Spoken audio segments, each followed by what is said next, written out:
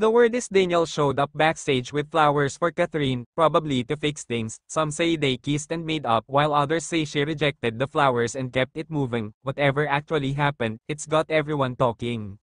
Here's the thing, love isn't just about showing up with flowers or making grand gestures, it's about being real, respecting boundaries and actually talking things out. Flowers are nice, sure, but they don't solve the real issues if there's no trust or effort behind them.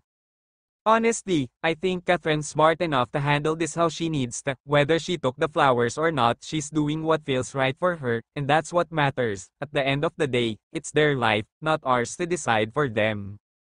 Katniel is back at 2025, mismong ang TV host actress na si Carla Estrada ang nagsabing wala pa ring karelasyon ang kanyang anak na si Daniel Padilla.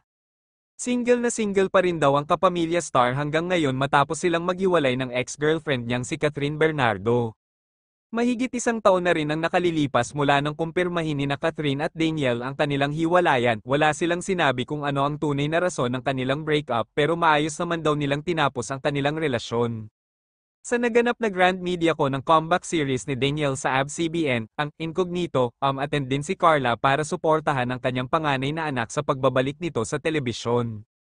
Nandito ako for the entire cast of Incognito, support syempre natin sa bagong palabas especially sa anak ko, sabi ni Carla sa panayam ng press.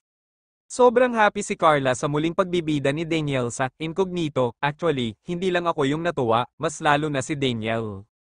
Kasi, naging handa siya at ang tagal na nating pinaghahandaan ng isang aksyon na palabas, kasi yan talaga actually ang halos hindi pa niya nagagawa, nakagawa na siya ng drama, comedy and all. Ito kasi, all-out action, happy siya with his Tito Ian, Veneracion, Richard Gutierrez and Baron Geisler, kasi nakakahugot talaga siya, marami siyang natutunan aksyon, pahayag ni Carla. Natanong din ng aktres at TV host kung ano pa ang ibang pinagkakaabalahan ngayon ni Daniel nung kasagsagan ng issue sa hiwalayan nila ni Catherine. Well, alam mo yan, hindi naman mapakali sa buhay niya, ang dami niyang negosyong binuksan, di ba?